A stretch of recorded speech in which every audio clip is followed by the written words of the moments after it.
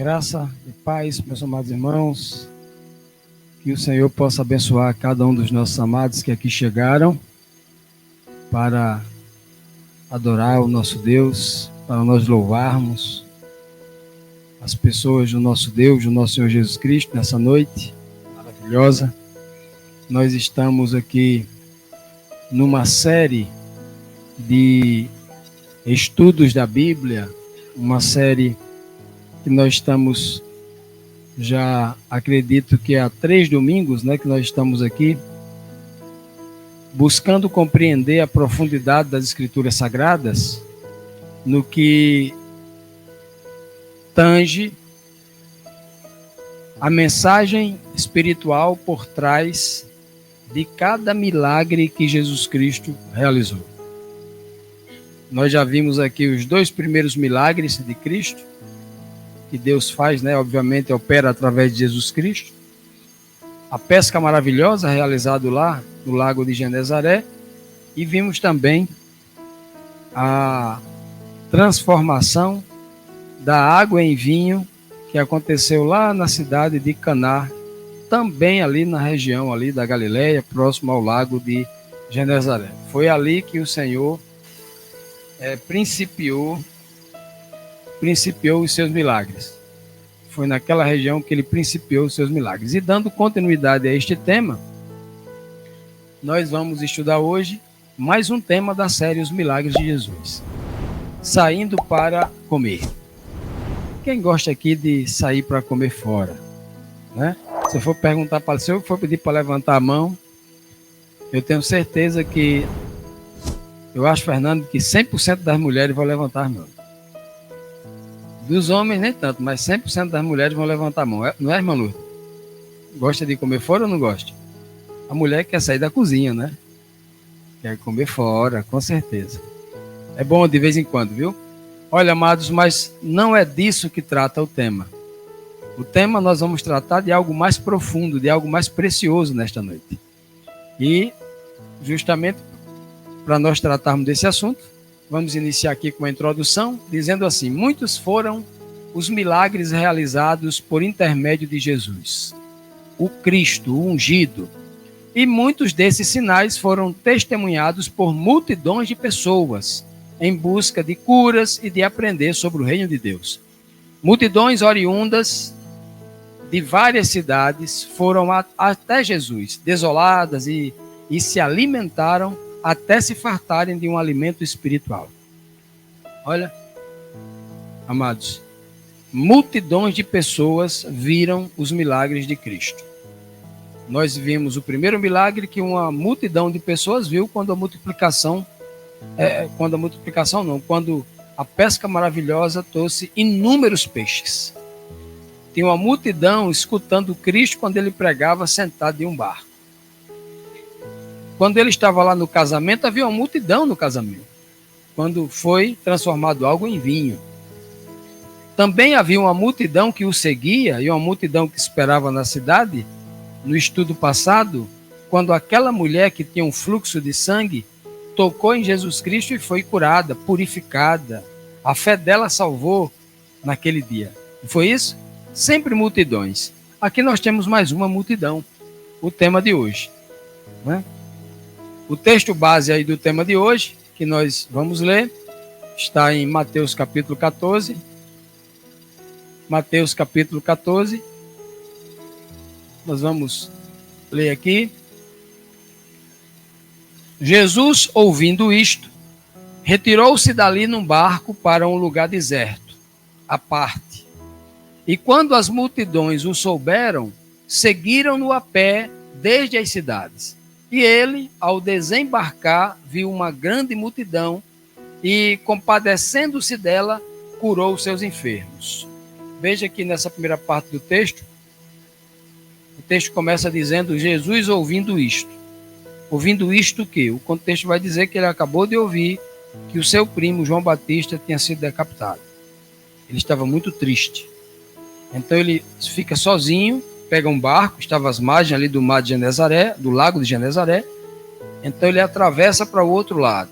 E as multidões que está vendo aquele barco de longe vai rodeando pelas cidades. E ele chegando lá do outro lado, Essa multidão que vinha das aldeias, às margens do lago de Genezaré, iam se juntando e seguindo, e quando Cristo chega do outro lado, essa multidão já está esperando por ele.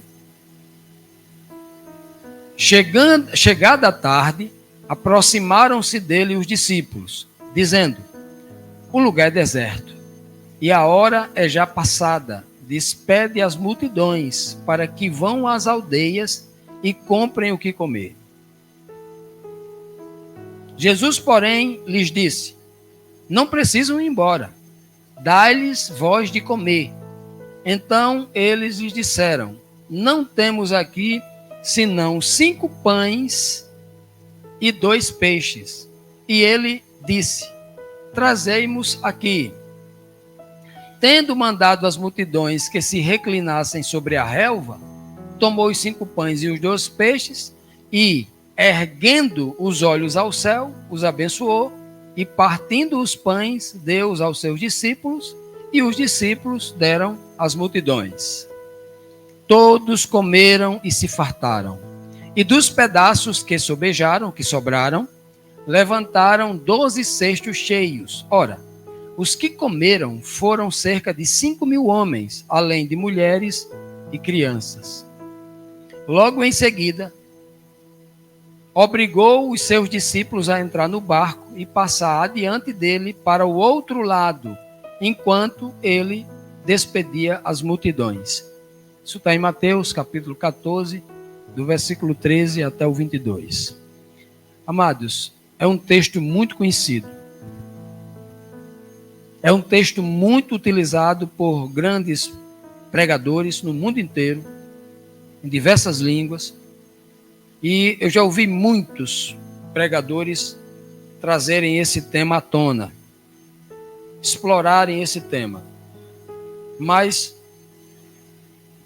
100% dos pregadores que eu ouvi falar, nenhum deles se propuseram a fazer uma análise contextualizando os aspectos tipológicos por trás dessa letra.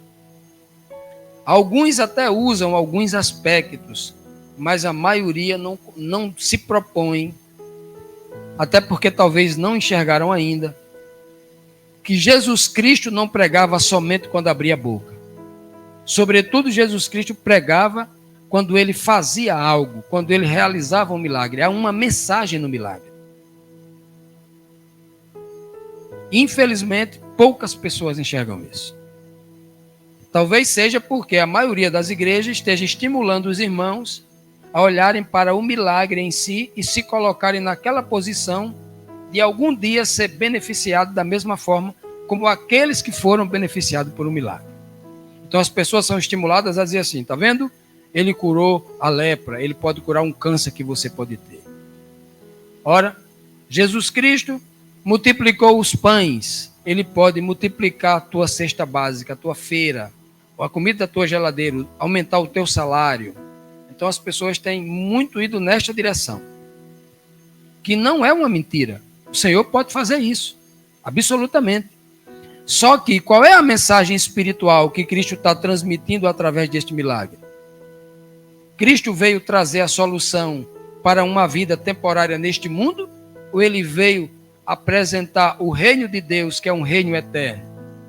Ele veio trazer uma mensagem temporária, uma cesta básica que só dura 15 dias, 30 dias, sei lá, o tamanho da tua família, né, e o tamanho da cesta básica. Quanto tempo vai demorar uma cesta básica? As coisas de Deus são temporárias ou as coisas de Deus que ele faz pelo ser humano é sempre buscando a eternidade no ser humano? Essas são as perguntas que todo homem cristão espiritual tem que fazer quando ele está estudando a palavra de Deus.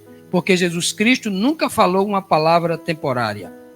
Tudo que ele falou se aplicava ao tempo presente, aquele momento ali, usando as realidades, o cotidiano, as coisas do dia a dia, e atendendo à necessidade imediata das pessoas, mas, sobretudo, dentro dessa mensagem, atendendo à necessidade imediata, há uma mensagem espiritual para a eternidade.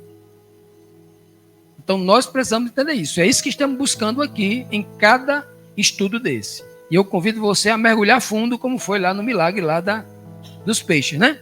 Jesus falou assim, Pedro, vamos onde a água é mais funda, mais profunda. Vamos mergulhar na água funda. Água, a palavra, vamos lá. Vamos então para as aplicações espirituais para a nossa edificação. Vamos lá. Primeiro ponto, a primeira pergunta que nos convida à reflexão é: que lugar buscou Jesus para ser fortalecido diante da perda do seu primo João Batista? Quando ele tomou aquela notícia, aquele baque, foi muito difícil para Jesus Cristo, como difícil para muita gente, porque João, neste momento, tinha mais seguidores do que Cristo. Tinha muitos seguidores. Israel inteira conhecia João Batista, e Cristo estava se apresentando agora. E então, ali com a morte de João Batista, aquela multidão de gente desolada, perdemos o nosso pastor. Por isso que a Bíblia diz que naquele momento o povo estava, o próprio Cristo disse que eles estavam como ovelhas sem pastor, à deriva. O povo estava todo triste, sem saber. E começaram então a buscar uma solução, né? Vamos lá. O texto que nós lemos, na frase de cima, diz que Cristo retirou-se dali num barco para um lugar deserto. Ele se retirou para um lugar deserto. Quando a gente quer ficar sozinho? Ora, quando a gente quer ficar sozinho? Quando a gente está confuso, quando a gente precisa pensar, refletir nas coisas, quando a gente quer chorar e não quer expor a nossa fraqueza para os outros, quando a gente quer orar, quer falar só com Deus, porque sabe que naquele momento o ser humano não pode lhe ajudar. Então são muitas ocasiões em que você quer ficar sozinho. Então Cristo quer ficar sozinho. Ele toma um barco e o braço de mar, o lago de Genezaré, né, naquela curva, ele está do lado de cá e vai, onde tem muita cidade aqui, ele vai para o lado de cá, onde a área é deserta. E o povo vendo o deslocamento do barco, o povo que está aqui, ó, sai seguindo de cidade em cidade, até esperando ele atracar. Quando ele vem o barco devagar, obviamente, quando ele atraca na praia do lago de Genezaré, a multidão já está ali esperando por ele. Então ele retira-se para esse lugar deserto porque ele quer ficar só. Mas o povo não vai deixar ele ficar só.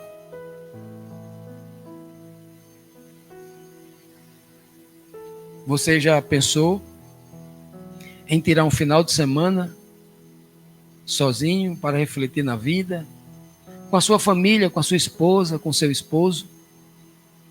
Mas os planos de Deus são outros? Quantos de nós já não fizemos isso? Olha, eu vivo planejando e nunca dá certo. Porque a vontade é a de Deus, não é a minha. E aí o texto de Deuteronômio 8,16 diz assim, ó, que no deserto te sustentou, o texto, Moisés dizendo, falando para o povo de Israel, que no deserto o Senhor havia sustentado o povo com maná. Maná era o alimento, aquele pão que caía do céu, que teus pais não conheceram. Os teus pais não conheceram quem? Aquele que havia sustentado o povo com maná. Teus pais não conheceram.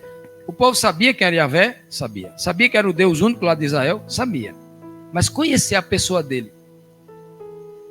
Teus pais não conheceram. Ó, teus pais não conheceram. Quem eram os pais desse povo aí, desse tempo? Abraão, Isaac, Jacó, não conheceram o quê? Nem a operação desse Deus e nem o maná que esse Deus estava provendo ali. Para te humilhar e para te provar, para no fim te fazer bem. A forma como Deus se apresenta ao povo de Israel nesse tempo é uma forma que Abraão não conhecia. Deus havia se apresentado para Abraão de outra forma. Isaac, de outra forma. Jacó, de outra forma. Ou Deus derramou maná para Abraão? Primeira vez. Então o Senhor levou o povo para o deserto para dizer assim, no deserto, só eu contigo, porque Deus queria se relacionar com cada indivíduo. Deus não se relaciona, não quer se relacionar só com a congregação, não. O Senhor não se comunica com a gente só no atacado, não. No varejo, Ele quer o individualismo. Aqui, o Espírito dele agora está falando a cada mente individualmente. Porque o Senhor quer uma relação com cada pessoa. E você precisa entender isso. Eu preciso entender isso. Porque quando eu entendo que o Deus é um Deus de atacado, eu me escoro aqui na minha esposa, eu escoro aqui no meu esposo, eu escoro aqui no meu irmão, eu escoro aqui no amigo, na igreja, todo cheio de pecado, todo errado, e eu estou confiando que o Senhor não vai me dar um cascudo por causa dele. Eu confio na minha esposa, eu confio no meu esposo, eu confio no meu irmão. O relacionamento é você e ele. O Senhor sempre busca isso. E ele leva para o deserto, porque no deserto nenhuma atração há para que você possa se entreter com uma vitrine de um shopping, um letreiro iluminado de uma grande avenida. Não, lá no deserto você vai enfrentar a escassez. Lá no deserto você sabe que vai ter que economizar na água, vai ter que economizar na comida. No deserto você vai ter realmente poucas paisagens e muita dificuldade para você pensar. Aí lá você vai meditar quem realmente você é e você vai entender realmente que na escassez você vai ter um Deus poderoso que vai te manter ali no deserto. Por isso que Cristo sempre buscava o deserto, porque o deserto é o lugar onde o homem aprende. O lugar é onde o homem se reconecta com Deus. Quando ele olha para dentro de si, vê sua pequenez, quando ele olha para Deus e vê a grandeza de Deus. Nos locais onde tem muita gente, muito habitado, é diferente. O homem, é difícil olhar para Deus. Ele sempre olha para o outro homem. A casa que ele tem, o dinheiro que ele tem, o homem está sempre entretido, esquece de olhar para Deus e olha para o outro. E Jesus buscava os lugares desertos, né? E o Senhor ali, através de Cristo ali, estava conduzindo. Assim como o Senhor lá no deserto pegou Moisés e conduziu uma multidão através do mar seco, agora uma multidão estava sendo conduzida, Cristo também em cima do mar, mas só que a multidão estava onde? A pé enxuto lá, por fora da margem, até encontrar Cristo. As multidões saíram de onde? Para seguir os passos de Jesus. Saíram de onde? Preste atenção como é interessante esse texto aqui.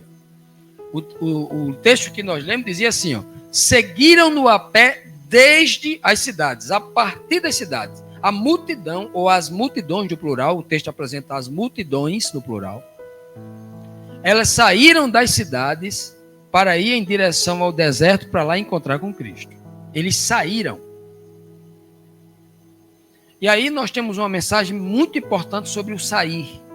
Sair das cidades. E o que é uma cidade? Geralmente as cidades, as aldeias naquela época, aqui eram tudo aldeias. O termo aí da cidade, aí, mas a palavra mais apropriada para isso são aldeias. Porque eram pequenas cidadezinhas. Muitas delas nem tinham muralhas. Às vezes tinham pequenas cercas de madeira e pequenos muros de pedra. Simplesmente para delimitar ali algo de um ataque de algum animal selvagem, alguma coisa desse tipo. Mas eram pequenas demais. E aí, essas aldeias eram verdadeiros currais, como apriscos, como algo, como uma igreja, onde as pessoas se reúnem num grupo e se congregam, vivem juntas, né? Olha o que diz João 10, 3 e 4. Jesus falando ali da parábola do bom pastor e do mercenário, né?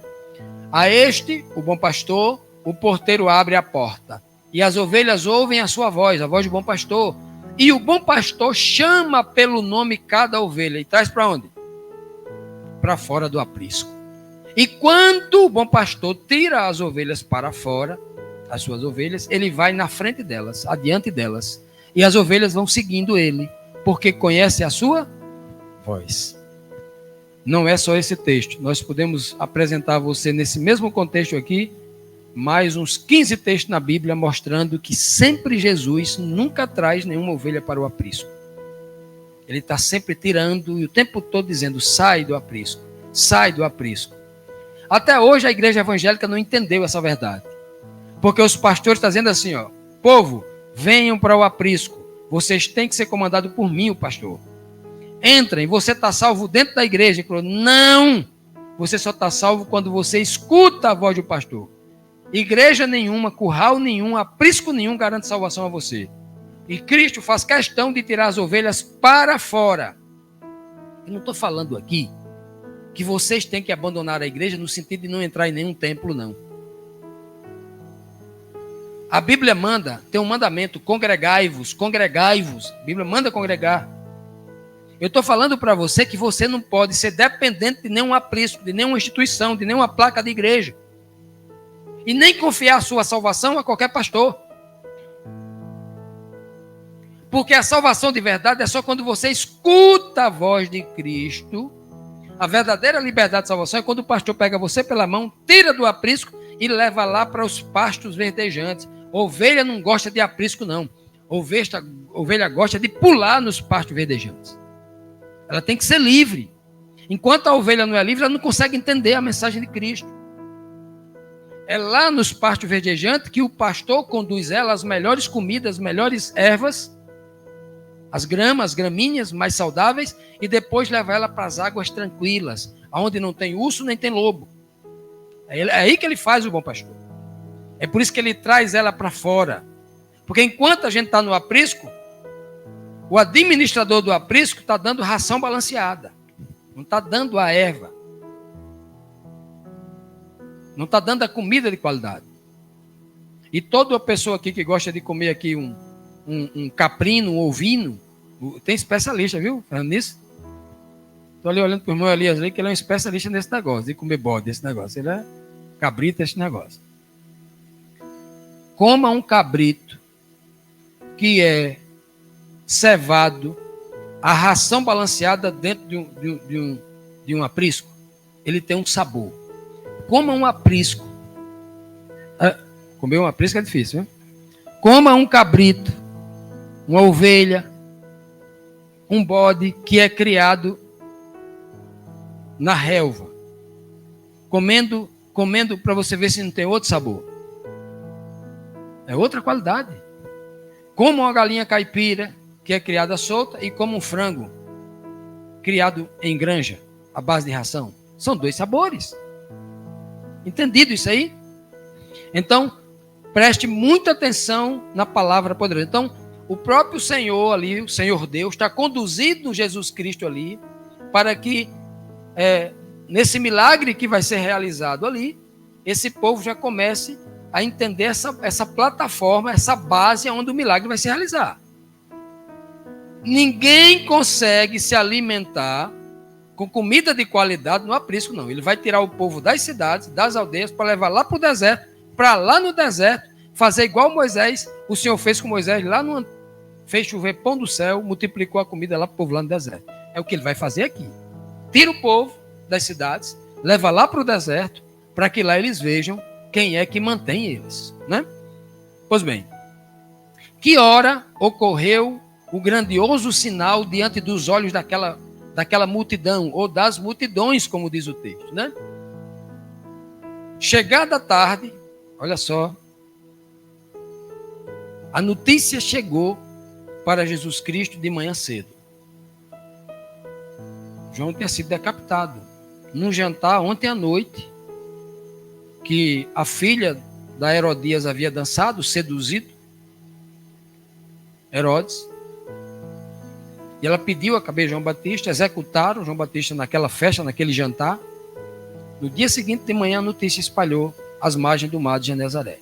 João Batista foi decapitado. Essa informação chega para Jesus Cristo e para todo aquele povo. O povo estava desolado. Então, desde manhã, quando o Cristo pega o barco, quanto tempo ele vai demorar para atravessar o mar de Genezaré num barco, talvez a vela? A remo seria muito mais demorado, mas a vela, por exemplo, quanto tempo ele demoraria? Umas 2 horas? Então, de 8 até 10 da manhã, Jesus Cristo estava do outro lado, atracando do outro lado.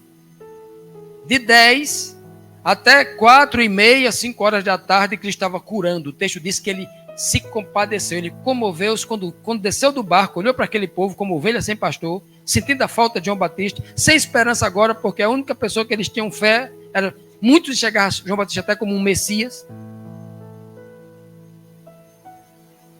Estavam desolados. E aí Jesus, a Bíblia diz que ele se enche de íntima compaixão por aquele povo. E diz o texto que ele cura a todos. Agora, curar um monte de gente, desde as 9, 10 da manhã, não sei que hora era aquela, ou 7, 8 horas da manhã, até o final da tarde, Cristo estava exausto. Curou a todos, diz o texto. Curou a todos, diz o texto. E então, no final da tarde, os discípulos dele se aproximam. À tarde, chegada à tarde. Eu fiz uma pesquisa na Bíblia sobre esse termo chegada à tarde. É impressionante. Eu encontrei vários textos na Bíblia, mas não foi 10 nem 20 não, o texto não. Que é nessa hora onde Deus se revela. No final da tarde. À tardinha. Inclusive, no relógio do tempo, é no final da tarde, no último minuto, quando Cristo se revela nas nuvens dos céus para resgatar o seu corpo. Né? Ou seja, no relógio do tempo. Algumas tipologias falam meia-noite. Não é meia-noite, mas é uma tipologia quando ele compara o ladrão, que vem de surpresa. Mas ele vem justamente no finalzinho. Olha que coisa linda. Então, geralmente no final, aqui no texto de Êxodo, versículo 16, 6, diz assim, ó. Então disseram Moisés e Arão a todos os filhos de Israel, à tarde sabereis que o Senhor vos tirou da terra do Egito. É exatamente aqui a cena do maná. O maná foi derramado exatamente no final da tarde. É na tarde. Mas o povo está com fome desde manhã. Mas eles têm que aprender a esperar. Ele tem que aprender a esperar que aquele que serve a Deus não morre de fome. Ele vai deixar no último minuto. E eu sempre digo isso para os irmãos. Os irmãos já sabem, não preciso nem repetir aqui. O Senhor sempre me atende aos 45 minutos do segundo tempo. E o Senhor faz sempre isso, porque Ele quer ensinar o seu povo. O Senhor não quer só encher a barriga do seu povo. Ele quer ensinar, que é o mais importante. Não é? Porque a barriga todo... Olha, todo mundo aqui, está todo mundo vivo aqui. Não tem ninguém morto aqui. Eu estou olhando, está todo mundo vivo aqui. Significa dizer que você, a idade que você tem até agora, você está vivo porque você comeu até agora. Você não morreu de fome. E se você sair, o mundo tem, sabe quanto? 8 bilhões de pessoas. Significa que essas pessoas estão sendo mantidas alimentadas. Significa que a população mundial tem países que a média de vida na Europa 65, 68 anos. Depende do país. Tem países com média de 70 anos. Se for por classe média, a média sobe acima de 70. As classes ricas americanas, acima de 80. As classes bem informadas, tem gente vivendo acima dos 100 já. Né? Muita gente que se cuida aí, vivendo acima dos 100. Então, veja só. Então, o Senhor, Ele não vem aqui para atender a minha necessidade temporária. O Senhor atende as minhas necessidades? Atende. Isso é normal, é o curso de vida normal. Para o Senhor, para a vida do homem pecador, é tão natural para o pecador morrer quanto nascer. Isso é muito natural. Faz parte do curso natural da vida do homem pecador. Nascer e morrer. Então, o que Deus vem fazer aqui por este povo, não é esta vida temporária de 70 anos, não. Ele quer que você acorde para entender que a vida não é essa, a vida é a outra. Então, por quê? Que se a vida é a outra, em toda a pregação dele, em todo o milagre dele, não tem uma mensagem apontando para outra. E nós aqui, muito preocupados só com essa vidinha temporária cheia de problemas, a gente tudo pega da Bíblia, só joga para essa vida aqui. Tem algo errado com a gente. Tem algo errado conosco, né? Então o Senhor sempre deixa aí para a tarde, em muitos casos, né? À tarde. Vocês façam uma pesquisa assim, ó, chegada da tarde, para você ver a quantidade de versos. Os maiores acontecimentos acontecem nesse horário. Porque não era tarde demais para Jesus, o enviado de Deus. Os discípulos deixaram para o último momento, né? Os discípulos muito espertos, uma esperteza humana, ou aqui no Brasil nós chamamos de malandragem, eles já sabiam, já tinham em mão sob o seu poder, encontraram um menino lá, uma criança, que tinha com ele 5 pães e 2 peixinhos, 2 peixes. Peixinhos é outra multiplicação. e 2 peixes. Os discípulos, quem sabe, viu, Fernando, guardou ali, como dizer assim, mestre,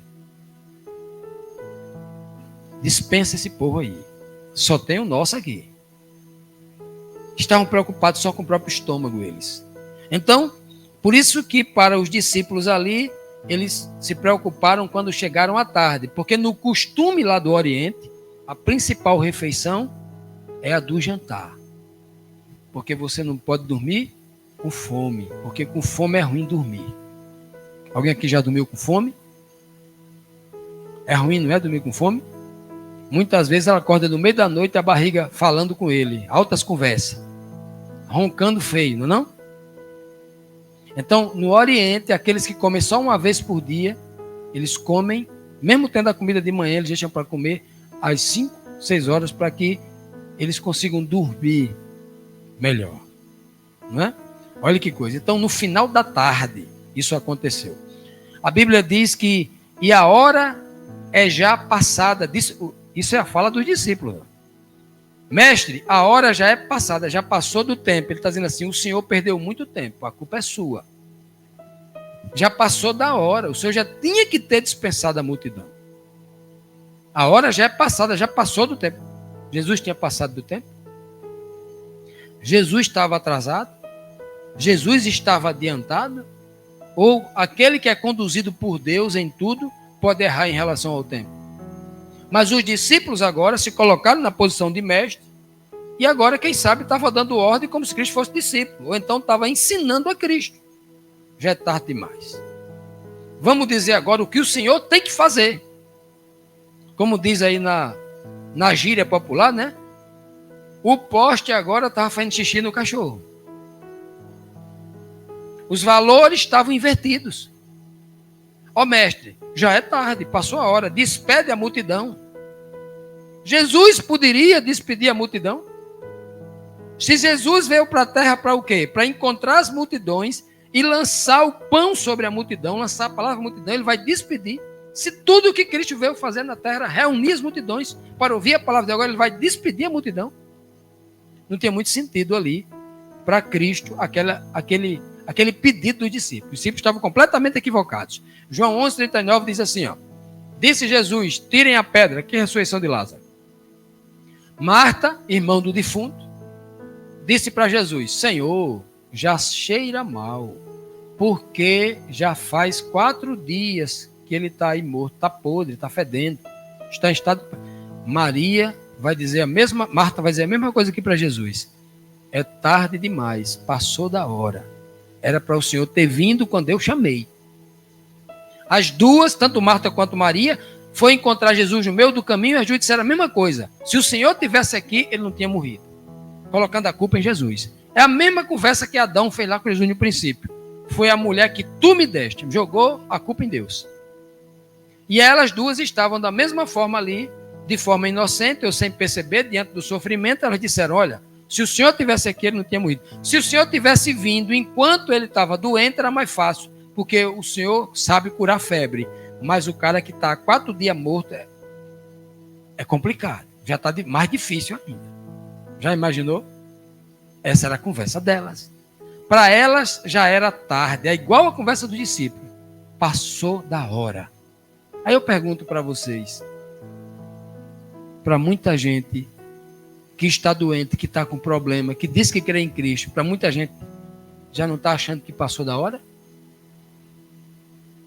Para você que tem um plano de casar, não aqui os 2 jovens, né? Mas aquela mulher que já está, viu, Elias? Aquela mulher que já está nos 40 anos, né? E não encontrou o amor verdadeiro da vida dela ainda. Está na batalha. Lá no interior disse que vai ficar para titia, né, Fernando? Para titia. Aquela que está orando, buscando, ela não já acha que passou da hora? Aquele homem que já chegou aos 50 anos de idade e não teve um filho ainda, e doido para ter um filho, ele não disse que passou da hora? Aí eu pergunto, passou da hora? Abraão, aos 100 anos, tinha passado da hora para receber o filho da promessa? Sara, aos 90, tinha passado da hora para receber o filho que ela não podia, que não teve até aquele tempo? Existe passar da hora para com Deus? Ah, não, eu fui no médico e o médico abriu aqui a minha barriga e disse que eu tenho um câncer, então estado terminal, não tem mais jeito. Passou da hora de curar, era para mim ter curado o câncer, quando no princípio ainda eu descobri na hora certa. Passou da hora para Deus? Existe passar da hora para Deus? Se a hora mais própria para Deus agir é a hora do impossível. É a hora em que nós temos que convocar Deus, é a hora do impossível. Por que então que agora eu acho que tem que passar da hora? Os discípulos achavam que Jesus tinha passado muito tempo curando, era para curar a prestação. Manda o povo embora, amanhã vem de novo.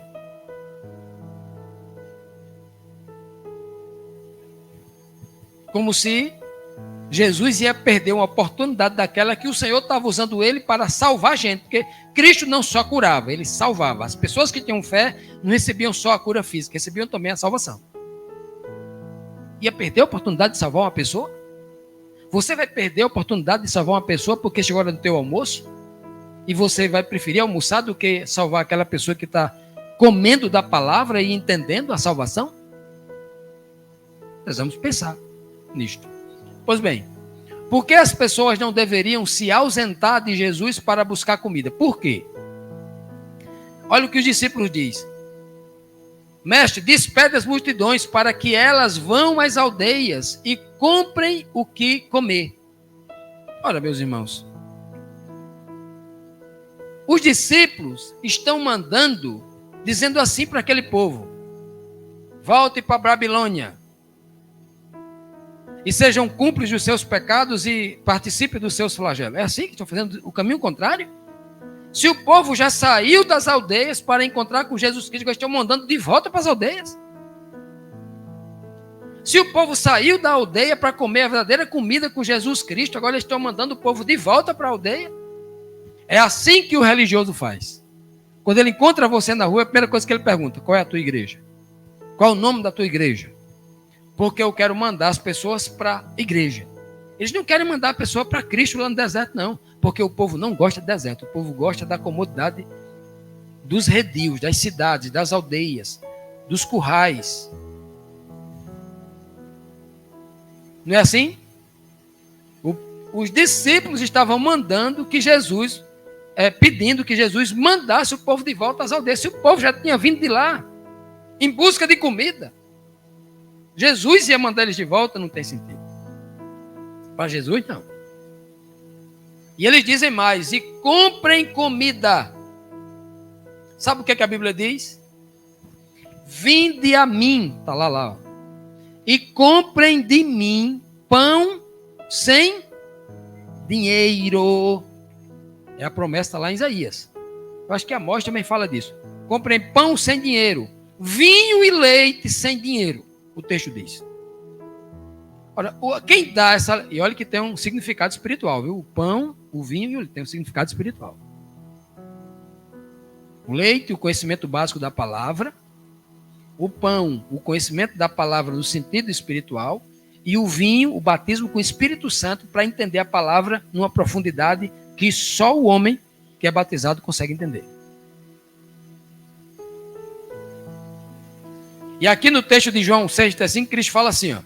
No texto em que ele fala 7 vezes, eu sou o pão da vida.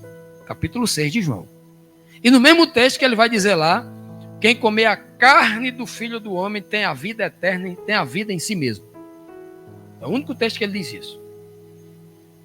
No verso 35 ele diz: e disse-lhe Jesus: eu sou o pão da vida. Aquele que vem a mim não terá fome. E aquele que crê em mim nunca terá sede. Então veja que ele diz aqui, ó, aquele que vem a mim não tem fome. Por que é que então os discípulos, querendo, entre aspas, matar a fome da multidão, estavam indo para as aldeias? Se os discípulos, o papel dele é tirar o povo das aldeias para levar até Cristo. Esse é o papel do discípulo. É tirar o povo da aldeia para levar até Cristo. Esse é o papel do porteiro que está no aprisco, levantar a porteira para que a ovelha saia, para que o pastor leve ela para se alimentar nos pastos verdejantes. Esse é o papel do discípulo. Importante. Todos nós aqui somos discípulos. Nós pregamos o evangelho do pouco que a gente sabe com as pessoas aí fora. Mas muitos dos discípulos que se dizem discípulos de Cristo hoje estão catequizando pessoas para serem seus discípulos. Porque eles estão querendo formar pessoas para que sirvam a ele como pastor, como líder religioso, como qualquer outro. São tantos nomes que dão hoje aí, né? Apóstolo, bispo, né? São tantos títulos, só não usaram até agora o título de Senhor e o de Cristo, mas estão quase usando já. Eles gostam desses títulos, porque estão fazendo discípulos para servirem a ele. Ó, meu irmão, não é assim. O discípulo de Cristo, ele pega a ovelha e leva a Cristo. O discípulo não pega a ovelha que está com Cristo e manda sair de Cristo para as aldeias, não. Esse discípulo aqui estão fazendo um serviço contrário. Um serviço espiritual contrário. Eles não entendem o que estão fazendo. Por isso que Cristo vai precisar batizar cada um deles com o Espírito Santo, porque o que eles fazem não compreendem ainda. Venham a mim, disse Cristo. Porque Jesus pede para os discípulos dar de comer à multidão e não pede para dar de beber, ele pede para dar de comer. Agora, naquele deserto ali, por que Jesus não multiplica pão e a água? Porque já imaginou, Fernando, você no deserto, aquele povo desde manhã? Eu estava morrendo de sede, se fosse eu. Não, mas tinha o lago de Genezaré ali do lado ali. Eu digo, meu amigo, morrendo de sede. Não era? Por que ele manda só o pão? Vamos ver. Olha o que Cristo diz para os discípulos. Mestre, os discípulos disseram, mestre, libera o povo logo para ir pelas aldeias para comprar comida. Aí Cristo falou assim, dai de comer vocês mesmos. Olha, meus amados, essa é uma das frases mais lindas que eu encontro nos milagres de Cristo. Porque é frases como essa que a gente entende que Jesus Cristo está, com o milagre que ele está fazendo, ele está transmitindo informações. Veja que ele está dizendo assim, olha, com o milagre que eu vou fazer, eu quero pregar para vocês. Se vocês entenderem o que significa o milagre, até quando eu não estou falando, mas quando eu estou fazendo, com o que está acontecendo no cenário, se vocês entenderem a mensagem disso aí, né? Dai de comer vocês mesmos. Eu pergunto, se você fosse discípulo de Jesus naquele momento, as multidões somassem ali, por exemplo, 20 mil pessoas, que era a média de pessoas que tinha ali por ali naquele dia. Era por aí. A Bíblia diz que aqui tinha 5 mil homens adultos, sem contar os idosos, sem contar as mulheres, sem contar as crianças, né? E os meninos de antigamente não é igual esses doentes que tem hoje aqui, não. Vive comendo todinho, chito, essas coisas, tudo doente. Não é isso não comia isso não. Antigamente o menino comia mais do que eu e do que você. O menino era comedor antigamente. Conhece algum menino do interior, comedor assim, que não gosta de besteiras? Pois bem. Por isso que Jesus diz assim, ó, dai de comer vocês mesmos sem os discípulos ter condições de... Eles não tinham comida. A comida que eles iam comer ali naquele dia era porque o texto diz que eles conseguiram com o menino. O texto de Mateus não diz, mas o texto de outros evangelhos diz que eles viram que um menino tinha um jovenzinho, um adolescente.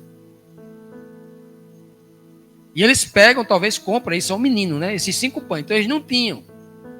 Por que Jesus fala assim, dai de comer vocês mesmos, se Jesus sabe que eles não tinham comida? Que linguagem profunda, maravilhosa é essa? Jesus está dizendo assim, olha, esse povo está com fome de pão, pão de trigo, pão de cevada. Mas esse povo está com a fome maior que é de ouvir a palavra de Deus. Porque esse povo aí, ó, eles estão com ovelhas sem pastor, eles perderam a esperança, perderam o pastor dele, João Batista. Então vocês 12, né, se fosse o nordestino, dizia, tome vergonha nessa cara, fique de pé vocês 12 assim, diante da multidão, e fala assim, ei, por que vocês estão tudo chorando, triste aí, com medo? O mestre aqui já curou vocês tudinho. Ele é o Cristo, o Filho do Deus vivo. Vocês estão chorando por João Batista? João Batista não é ninguém diante dele. João Batista falou assim, olha, importa que ele cresça, que eu diminua. Eu não sou digno nem de amarrar as sandálias do pé dele. Ele é o Cordeiro de Deus que tira o pecado do mundo. Eu só sou uma pessoa que foi enviado à frente dele como escravo dele para estar limpando o terreno, tirando as pedras para que ele não possa tropeçar. O discípulo era para ter dito isso. Está aqui quem é maior do que João Batista, está aqui quem é maior quem é o templo, está aqui quem é maior do que Herodes, aqui quem é maior do que todos os seres humanos. Era para ter dito isso. Ele estaria alimentando as pessoas. Mas eles não entendiam quem estava ali. Eram discípulos cegos. Ainda estavam presos a toda a religiosidade do Sinédrio, a religião dos judeus daquela época. Estavam presos e não conseguiam enxergar. Né? E aí, por isso que Cristo não só abria a boca e falava, Cristo também manifestava, em Cristo o Pai manifestava todo aquele poder através de milagres, para que através dos milagres eles também aprendessem sobre Deus e sobre Cristo. Por isso que ele diz aqui no mesmo verso, estou repetindo o mesmo verso, agora eu quero dar outra ênfase.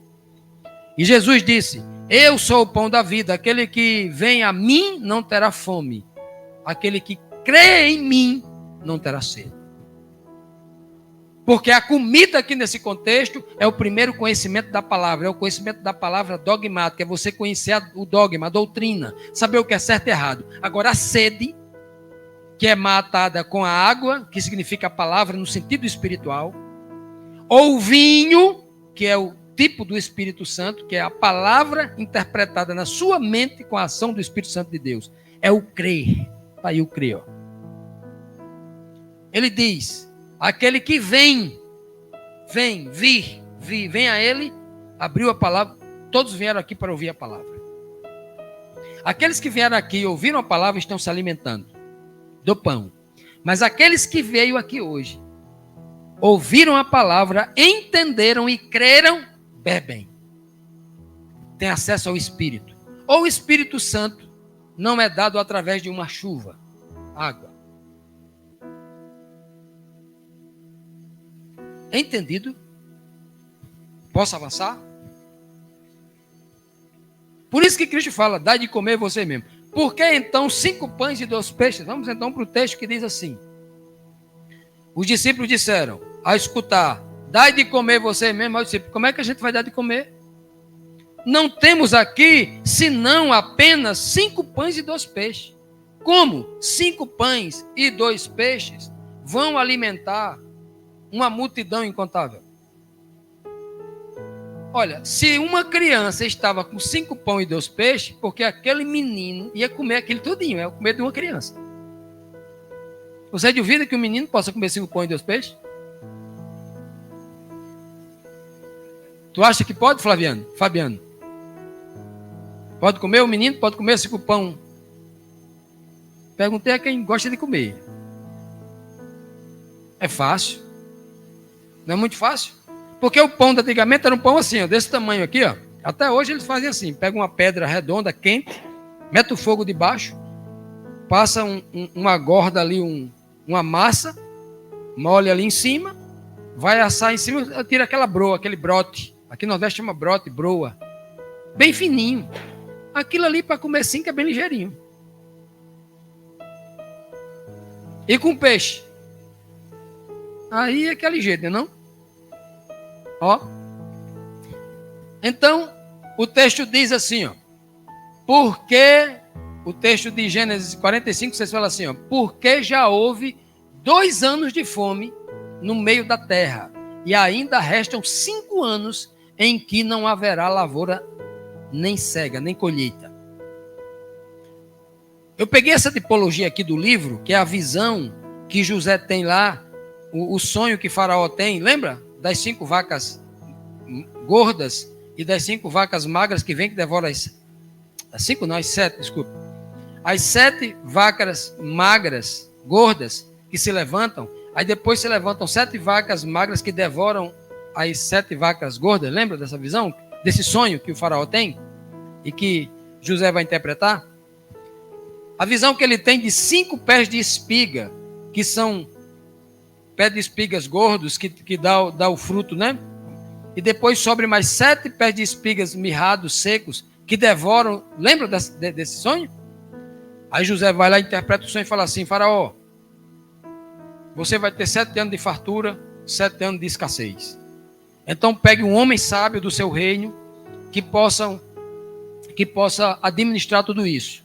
E durante esse tempo você vai fazer o seguinte, eu não sei se é 20%, se era 25%, um quarto, acho que era um quarto. Um quarto de toda a colheita, ou um terço, não lembro. Um quinto? Um quinto, é? Quem falou um quinto aí? Um quinto, 20%. 20% de tudo que você colher, você guarde, armazene, para suprir no tempo. Aí Faraó vai dizer assim, não, esse é o cara, é você mesmo, eu vou escolher quem? Se só você sabe de tudo isso. Você é a pessoa escolhida. Lembra do texto? Não é lindo isso? Aí eu pergunto, por que é então que o texto vai dizer que só no final do segundo ano, já são 2 anos e falta 5? Por que não foi no terceiro? Por que não foi nos 3 anos e meio? É no segundo ano que ele vai dizer, olha, tem 2 e falta 5. Primeiro ponto, quero que você entenda. Todo número 5 na Bíblia, lembra dos 5 alpendres que havia lá na cura do cego, do aleijado que estava há 38 anos lá no tanque de Betesda, lembra? Lembra? Não havia 5 alpendres? Que eles mesmos já fizeram para mostrar uma tipologia sobre os 5 livros de Moisés, o Pentateuco. Os 5 na Bíblia, justamente é a palavra da revelação. Esse número na gematria que estuda isso sempre. 5. O alimento que vem através da palavra. Falta 5 anos de escassez. 5 anos sem alimento. O 5 quer dizer a palavra escrita, a palavra primária. O alimento básico. Os princípios. Você tem que aprender logo na sua infância esses princípios básicos. Para lá na frente compreender o resto. É por isso que o texto vai dizer, são 5 pães e 2 peixes. Porque a comida mais nutritiva ali não era o pão, eram os peixes.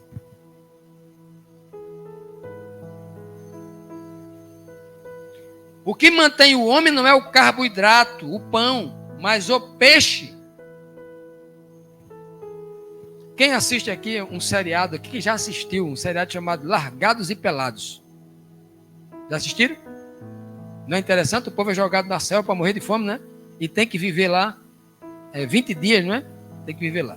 Sobreviver. Sem nada. Tem que sobreviver. Qual é a maior necessidade que eles buscam lá? A proteína. Faz a casinha para proteger dos ataques dos animais, vai buscar água, né? E depois a proteína. Porque depois do 7º dia sem comer proteína, o que é que eles têm lá? O que é que eles começam a sentir? Começam a ter saudade. A parte mental dele começa a ser atingida. Ele começa a ter saudade, começa a querer entrar em depressão, começa a escutar meninos chorando, começa a escutar barulho de trem, começam a ficar deprimidos, querendo voltar para casa. E é nesse momento que muitos desistem, pela falta do alimento no cérebro. Entendido? Quando falta proteína. Mas tem alimentos que tem um pouco de proteína. Sim, se você come qualquer... Tem proteína nos alimentos que não são carne? Tem, com certeza, mas muito pouco. O alimento nutritivo em toda a Bíblia é a carne. Esse é o alimento nutritivo em toda a Bíblia. Não tem outro. Pode olhar, o Senhor mesmo manda em toda cerimônia no santuário carne como alimento. E olha só, eu aqui não estou estimulando aqui ninguém que é vegetariano deixar de ser. Estou mostrando o que a ciência diz e o que a Bíblia também apresenta, ok? Se você é vegano e sabe o que está fazendo e tem um regime para suprir todas essas questões de proteína, continue, você está certo, você não está errado não. Se você não sabe o que está fazendo, como os malucos que faz aí, deixa de comer carne para comer tomate com soja. Vai morrer. Daqui a 30 anos ele vai pagar o preço. Não é? Tem muita gente fazendo isso. Vamos lá. O texto diz, o texto diz bem claro que era 5 pães, Não temos aqui senão 5 pães do peixe. Por quê? Os discípulos estão dizendo assim, por que nós temos 5 pães? Nós temos a lei de Moisés que a gente aprendeu com os homens. Mas peixe a gente só tem 2. Nós temos tudo isso, mas ele não sabia o valor. Eles não significam. Por que 2 peixes? O pão Tem sangue no pão? Tem sangue no peixe? O pão é um ser vivo? O peixe é um ser vivo? Aquele peixe que é tirado das águas, as águas, multidões, nações, pessoas. Um peixe, lá no princípio, no primeiro milagre de Cristo lá, da pesca, ele não disse: Pedro, a partir de agora você vai ser pescador de homens. Porque ele compara peixe ao homem. Aquele peixe ali simbolizava o filho do homem. Se os 5 pães simbolizavam a palavra de Deus na sua estrutura basilar, que é a Torá, a lei, o conhecimento da regra de Deus, aqueles 2 peixes simbolizavam o filho do homem, como o filho do homem e depois da sua ressurreição. As 2 fases. Nós temos 5 pães e 2 peixes. Ou seja, nós temos na nossa mão toda essa estrutura de verdade que foi nos confiada. Nos entregue por um menino, ou comprado a um menino. Alguém, que o texto não diz quem é.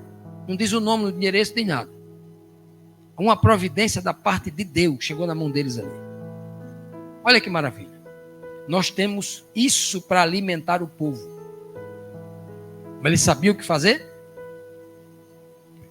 O que Jesus queria ensinar ao mandar a multidão se reclinar na relva, logo depois que o Senhor Jesus: tragam para mim aqui os 5 pães e os 2 peixes. Você não sabe o que fazer, eu vou mostrar o que fazer com isso aí.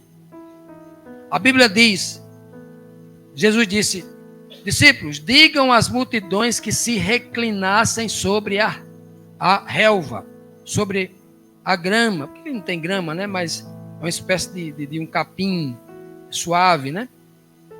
Dizer: olha, diga o povo que sentem no chão. Porque Jesus Cristo, antes de alimentar o povo com 5 pães e 2 peixes, com a palavra e com a carne, com a palavra basilar, com a palavra do conhecimento dogmático e com a palavra que traz a vida eterna, quem comer a carne do Filho do Homem tem a vida em si mesmo. Carne tipificada ali no peixe.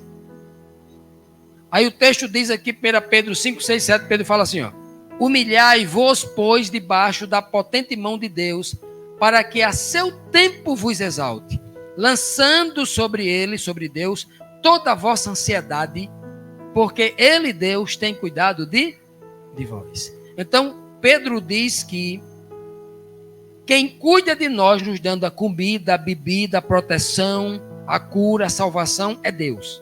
É Ele quem cuida de nós. Eu tenho que me humilhar debaixo da sua mão potente. É por isso que Cristo manda ele se reclinar. Ele não diz se sentar.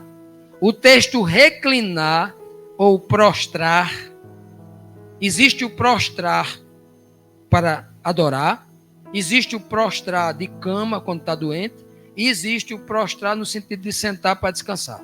Então, quando ele fala se reclinar, está mostrando justamente você ali colocar numa posição de humilhação, de humildade, alguém que está carente, que vai receber alguma coisa, né? Por isso que ele manda o povo se sentar antes de receber a comida. Você acha que eu e você vai receber a comida, a palavra de Deus, se a gente não se humilhar? Você acha que a gente vai se alimentar da palavra de Deus se a gente não se humilhar antes? Eu vou lá para a universidade fazer teologia porque eu quero conhecer, aí eu quero montar a minha igreja, tal. Você acha que com esse orgulho você vai conhecer a palavra de Deus? Não, você vai conhecer a teologia dos homens. Mas o conhecimento profundo que salva de Deus, só se houver humilhação. Que gesto fez Jesus em sinal de submissão e gratidão ao Pai por lhe ouvir sempre? O Pai sempre ouvia as orações de Cristo. Cristo ergueu a mão para os céus e os abençoou. Abençoou quem? O pão e os peixes? Ou abençoou também a multidão? Os abençoou. Ele acabou de mandar o povo se reclinar. Pegou o pão e o peixe e os abençoou. Então, no sentido direto ali, a gente entende que ele está abençoando o pão, os pães e os peixes. Mas também não está abençoando o povo. Vamos ver. Deuteronômio 4,19 diz assim, ó, olha o que dizia o texto. Ó, não levante as mãos, não levante os teus olhos aos céus, e vejas o sol, veja a lua, veja as estrelas e todo o exército dos céus, e você seja impelido a que se incline diante deles, né, para o servir aqueles que o Senhor teu Deus repartiu a todos os povos debaixo de todos os céus. O texto dizia, não olhes para os céus, com os teus olhos, não levante teus olhos para o céu, para que ao contemplar o sol, a lua e as estrelas, você não seja tentado a fazer um Deus, porque aqui nessa época aqui, os caras faziam Deus de tudo. Né? Os deuses são tudo. Inclusive, muitas tipologias, símbolos do filho de Abraão estão lá. Se você vai lá no islamismo, a bandeira deles, o símbolo dele é uma lua com uma estrela. No catolicismo romano, no cristianismo, tem lá um ostensório Deus Sol, que eles chamam de Santíssimo. É um círculo com uma cara, um sol com cara, cheio de raios assim, né? Os líderes. O povo faz ídolo de tudo, né? Então, quando Cristo ele chega a olhar para o céu e o abençoar, a quantidade, eu imagino, de fariseu que olhou assim, olha, está transgredindo a lei que está escrito lá em Deuteronômio. Já imaginou? Os gestos que Cristo fazia, que eles tinham como temeroso, como temerário, aquela ação de Cristo, uma ação temerária. Mas ele olha para o céu para dizer para todo mundo ali, olha, não é eu que estou fazendo esse milagre, mas é ele que me dá o poder para isso. A bênção vem dele. É isso que Cristo está mostrando para todo aquele povo ali. Muitas vezes, as pessoas aqui na terra têm o mau costume de dizer assim, olha, o pastor da igreja tal foi lá na casa de sei quem e o pastor expulsou o demônio. Foi o pastor que expulsou o demônio? O pastor tem poder para expulsar demônio? O pastor foi em tal lugar, tem o dom da cura. Aquele pastor vai lá, ora sobre você e cura. O pastor pode curar alguém? Um líder religioso, um missionário, pode curar alguém? Não. Tudo vem de quem? De Deus. Porque Jesus partiu o pão, ele não podia mandar ali servir o pão inteiro, porque bastava botar no cesto e ele multiplicava os bichos tudo inteiro mesmo. Por que ele partiu, né? Já prestou atenção nisso? A Bíblia diz, e partindo os pães, por que ele não partiu o peixe? Partindo os pães. Prestou atenção no texto? Por que ele pega aquele pão, aquela bolacha, e parte ali 8 partes, né? Tu partiu em quantas partes, Marcelo? Padeiro. 4 partes. É mais simples, né? Rasga assim e rasga assim. 4 partes. Por que ele partiu o pão em pedaços? Sabe por quê, meus amados? Porque a palavra de Deus, ela só é compreendida em pedaços. No livro de Isaías diz, um pouco aqui e um pouco ali. Um pouco. A quem se Isaías 28, versículo 9. A quem se ensinaria a palavra de Deus? Uma criança arrancada dos seios que está tomando leite? Não. A palavra de Deus se ensina com pão, não é com leite. Porque a palavra é mandamento sobre mandamento, regra e mais regra, um pouco aqui, um pouco ali. Um pouco aqui, um pouco ali. Assim diz o texto. A palavra de Deus é dada em porções. Você não vai entender a palavra de Deus como se faz um download assim, ó, um pão inteiro assim, ó.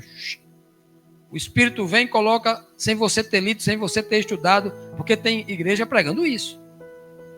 Você foi batizado com o Espírito Santo e agora a palavra de Deus que você nunca leu, nunca estudou, nunca aprendeu com Jesus Cristo, faz um download e você começa a conhecer aquilo que você nunca leu. A obra do Espírito é fazer você lembrar aquilo que você aprendeu, o que você leu. O Espírito não pode fazer você lembrar o que você nunca viu, nunca leu.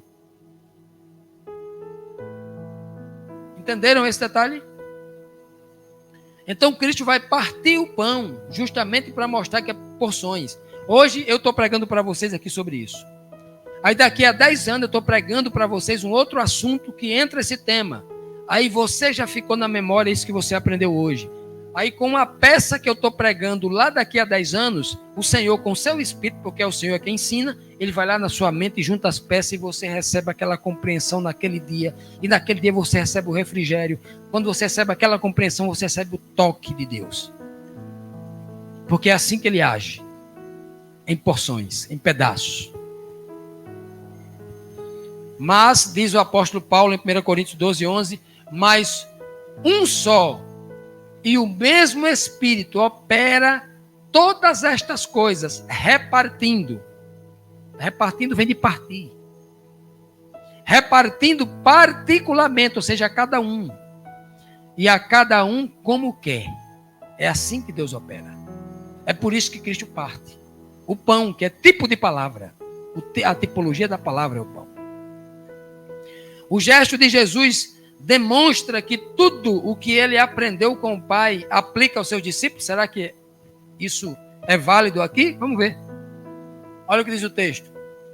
Cristo diz assim, ó, Cristo pega os pães, reparte, juntamente com os peixes, coloca dentro de 12 cestos, entrega aos seus discípulos, e agora os discípulos vão entregar a multidão. Aí você pergunta, por que Jesus mesmo não faz isso? Já que os discípulos estavam querendo mandar o povo embora para não comer. Nem eles mereciam comer. Brincadeira. Mas nem eles mereciam comer, não é mesmo? Se eles estavam querendo mandar o povo embora, querendo só para si, se Cristo fosse um mestre castigador, um justiceiro, só quem vai comer é vocês dois, fica aqui. Não era? Não faria assim? Por causa da maldade dele, querendo não deixar o povo com fome. Quem vai ficar com fome agora é vocês. Não é assim que um líder mau fazia? E então Cristo vai lá, poderia colocar os 12 cestos aqui, encher de pão, os 12 não, bastava ali 5 cestos. E dizia assim, agora todos vocês, eu multipliquei, agora vocês que vão pegar aqui. Os discípulos, quando eles acabarem, vocês comem, fica aí. Não podia fazer isso? Um self-service? Poderia. Mas Cristo não faz assim. Ele pega os pães, parte, coloca dentro dos cestos e entrega os cestos aos seus discípulos para que os seus discípulos entreguem a multidão. Ele está dizendo assim para você, para mim e para você. Eu poderia pregar sozinho a verdade no planeta todo, mas eu não faço assim. Eu envio vocês. A honra de dar de comer ao povo do planeta é vocês quem vai dar. Então não pense. Jesus, ele vai ensinar você. Ele vai ensinar a palavra a você. Mas quem tem que ir pregar o outro e ensinar é você, não é ele. Quando você estiver levando a comida, o Espírito de Deus na mente da pessoa lá vai fazer ele entender. Mas é você. Não é Jesus Cristo que prega o evangelho para o próximo. Não é Jesus Cristo ou os anjos que vêm pregar o evangelho. É você que tem que pregar. O verdadeiro discípulo de Cristo, ele recebe esse pão de Cristo, o conhecimento da palavra e vai transmitir para o outro. É assim que ele faz. Por quê? Porque o Pai fez exatamente assim com Cristo. Deus não veio pregar o evangelho diretamente, ele transmite a Cristo. O que é que Cristo diz no capítulo 5 de João? As palavras que eu digo a vocês não são minhas. Eu digo a vocês as palavras que eu escuto do meu Pai e retransmito do jeito que ele me diz para falar, eu falo para vocês. Não está lá escrito em João 12, versículo 49 e 50? Ele diz exatamente assim. Ele vai dizer isso no capítulo 14, verso 10. Ele vai dizer no capítulo 17, versículo 8. Ele vai continuar repetindo as palavras quem diz é meu Pai. Eu só repito o que ele me diz. E ele vai dizer assim, ó, assim como o meu Pai me enviou, eu envio a vós. Ou seja, quer saber como Deus enviou Jesus? Basta aprender como ele envia a gente. Foi do mesmo jeito. O Pai ensina, Cristo envia. Cristo ensina a gente e envia, porque quem tem que fazer a obra é Cristo, por Deus. E quem tem que fazer a obra por Cristo aqui na terra é eu e você. Se somos discípulos, quem tem que fazer a obra é a gente. Por isso que ele entrega os cestos, né? O texto é muito claro. João 20, 21 diz assim, disse-lhe, pois, Jesus outra vez, Pai seja convosco, assim como o Pai me enviou, eu também envio a vós. Do mesmo jeito, assim como, igualmente, do mesmo modo. Porque somente Cristo, o homem é alimentado, né? Cristo, o Filho do homem, é alimentado e saciado. Somente ele pode alimentar e saciar. A Bíblia diz que todos comeram e se fartaram. Diz o texto, né? Todos comeram e se fartaram.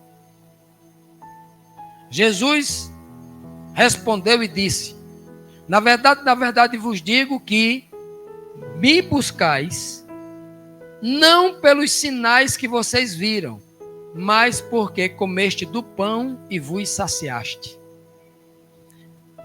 Cristo está falando aqui do pão literal. Ele está se referindo à multiplicação dos pães. Mas ele está dizendo assim: vocês estão me buscando aqui agora, não é por causa do milagre, não. Mas porque vocês comeram o pão e vos saciaram. Ele está falando o quê? Não é do pão físico? Se ele estivesse falando aqui do pão espiritual, o povo não, ele não interferia aos sinais, né? Os sinais? Porque nos sinais miraculosos não tem uma mensagem espiritual, que é o verdadeiro pão espiritual. Jesus deixa bem claro: vocês estão me buscando agora porque vocês gostaram de comer o pão de graça. Vocês não pagaram pelo pão, e naquele dia vocês comeram pão até não suportar mais. Vocês comeram tanto que não tinha mais. Eu imagino que muita gente comeu e muita gente botou na bolsazinha para as próximas horas, para o dia seguinte, quem sabe. Porque era muita comida. O texto, a Bíblia vai dizer aqui claramente que sobrou quanto? Sobejou, diz o texto, né? Que era muito, olha. Onde nesse milagre encontramos uma promessa tipológica para as 12 tribos do Israel espiritual, não do Israel físico, carnal. A Bíblia diz, ó, e dos pedaços que Cristo partiu, que sobejaram, que sobraram, levantaram 12 cestos cheios. Por que 12 cestos? Você vai dizer, não, é porque tinha 12 discípulos. E Cristo não ia fazer acepção de pessoas no momento em que vai distribuir a palavra. Não, ele manda todos. Todos os discípulos de Cristo têm que pregar a palavra. Todos. Não, mas só Pedro tem o dom da pregação. Não existe o nome. Não, eu não vou pregar. O meu dom na igreja é um dom de cantar. Eu não sei pregar. Entendeu errado. O meu dom na igreja é dom de fazer comida, de ajudar as pessoas. O meu dom é de costurar roupa para os pobres. Não. Todo mundo tem que pregar. Pregação é o dom universal. Não importa se você só sabe dizer um verso da Bíblia. Fique falando esse verso para todo mundo. Não importa se você sabe dizer só uma frase. Você tem que pregar aquilo que você sabe. Porque quem só conhece um verso, quando ele começar a pregar, ele vai conhecer 100. Quem só sabe uma frase, quando começa a pregar, ele vai aprender a dizer 100 frases. Porque a capacitação do homem, ele só tem quando ele vai fazer. O homem só é capacitado quando ele está executando. Se você nunca pregou para ninguém, tem que começar a pregar agora, hoje, urgente. Mas não é amanhã, não. Chegou em casa hoje e pregue para alguém. Diga o que você sabe, o que você entende, qualquer coisa. Não faça como alguns por aí, fala assim, não, eu vou fazer um curso de teologia primeiro. Meu amigo, você morre.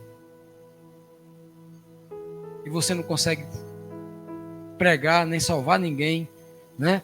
Pelo poder de Deus. Olha, Hebreus 8:10 diz, porque este é o concerto que depois daqueles dias, depois da morte de Cristo, ressurreição, farei com a casa de Israel, com a casa de Israel, com os filhos de Israel. Não é os filhos de Jacó, não, é Israel. Israel, está falando de um nome espiritual, não é Jacó, não é a carne, não é o judeu, não. É o homem espiritual. Com a casa de Israel, diz o Senhor, porei as minhas leis, os 5 pães, a palavra escrita, a lei aqui é Torá, escritura, porei a minha lei no seu entendimento. Eles vão entender, vão se alimentar desta palavra e vão entender no seu entendimento. E em seu coração, as suas emoções, ó, eu as escreverei. E eu então, só assim eu serei o Deus dele e eles serão o meu povo. Deus só passa a ser o nosso Deus de fato e se orgulhar da gente. Dizer, esse é meu filho, no momento em que o Espírito dele habita em mim e começa a me ensinar a sua palavra. 12 cestos, todos os filhos de Israel, Israel espiritual, eu e você, todos nós precisamos pregar o Evangelho. A tipologia dos homens que foram alimentados se cumpriu na vida dos discípulos que distribuíram pão e peixe. Será que se cumpre a tipologia? A Bíblia diz que foram cerca de 5.000 homens que se alimentaram naquela tarde, final de tarde. Cerca de 5.000 homens comeram quantos pães? Quantos pães? 5. Quantos homens comeram? Qual a diferença de 5 para 5.000?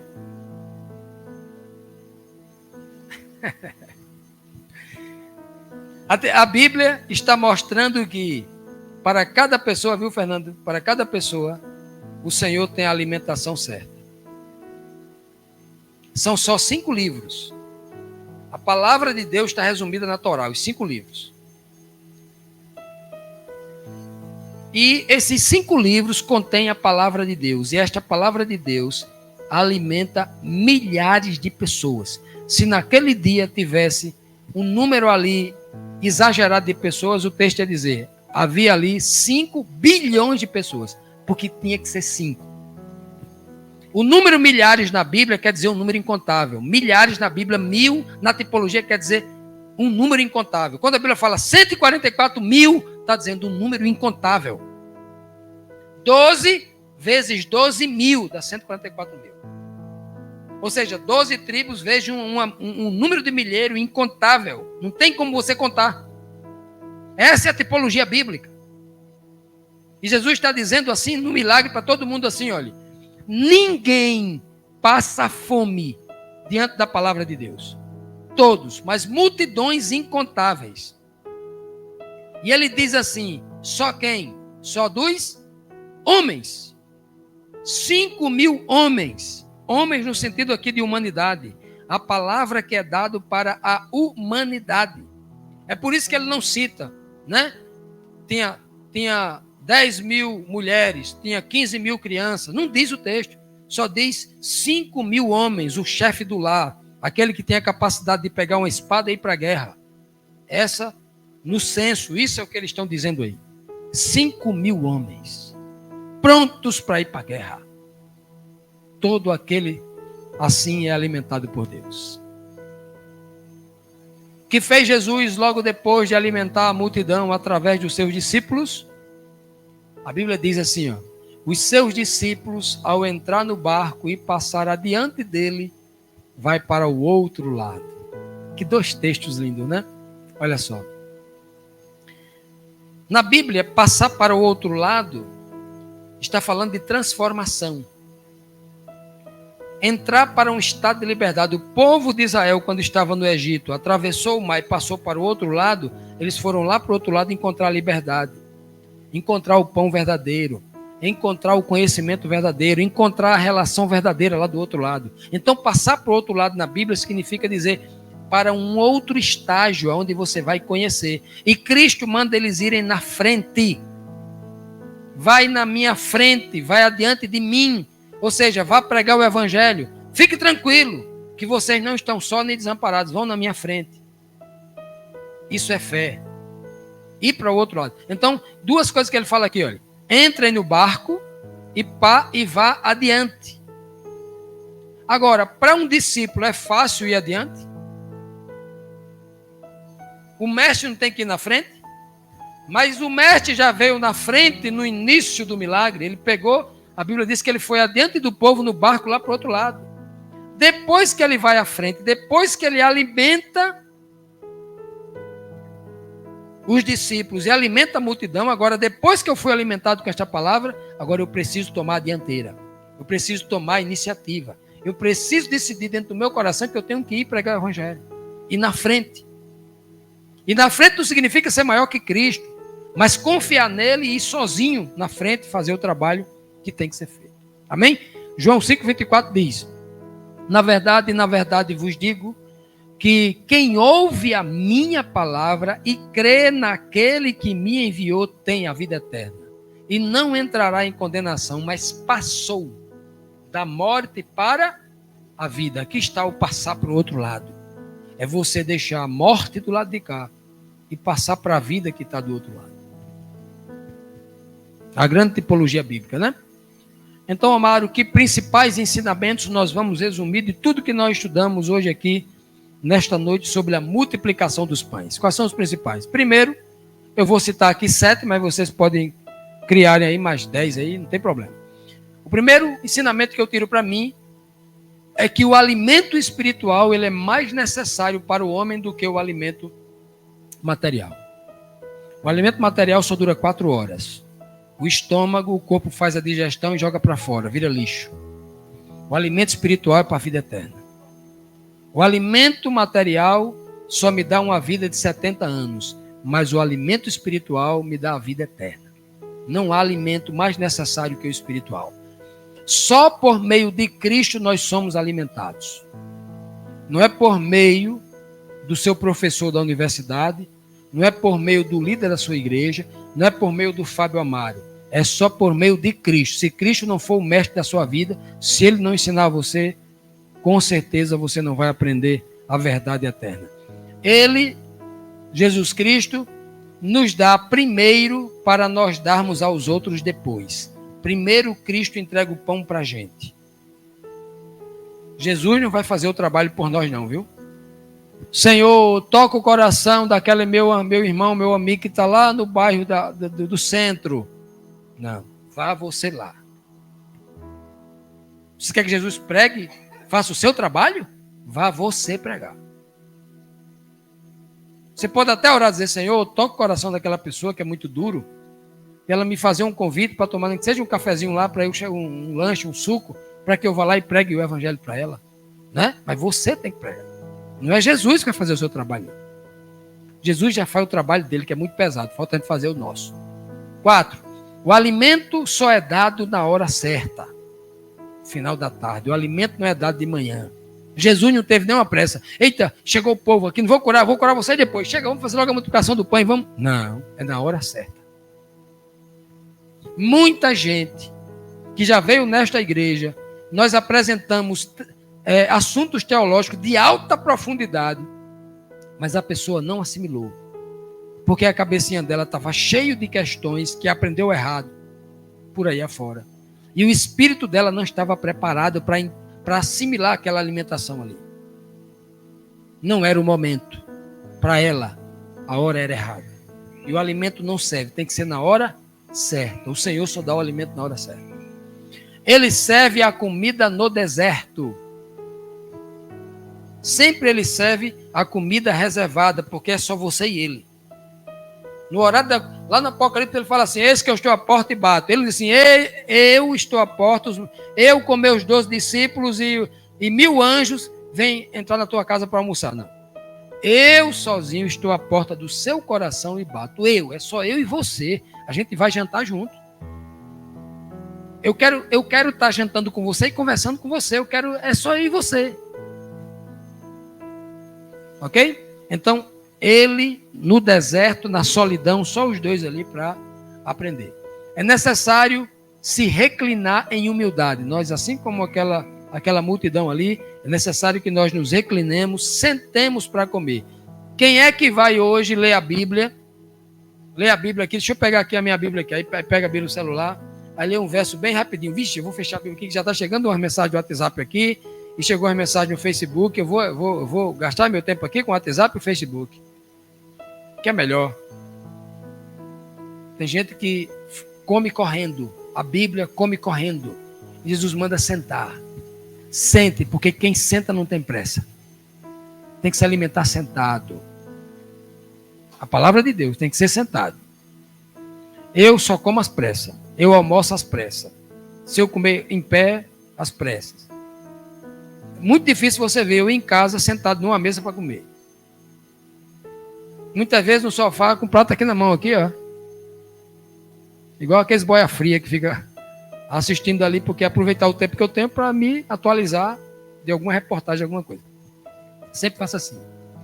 Agora, a palavra de Deus, não. O meu alimento eu como assim, mas na palavra de Deus eu sento. Tem que sentar ali, ó, e analisar o texto várias vezes.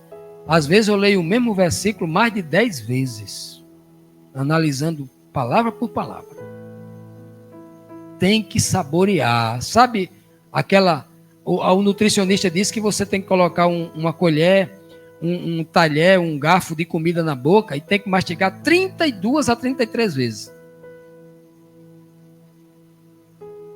Tem gente que mastiga uma vez e engole.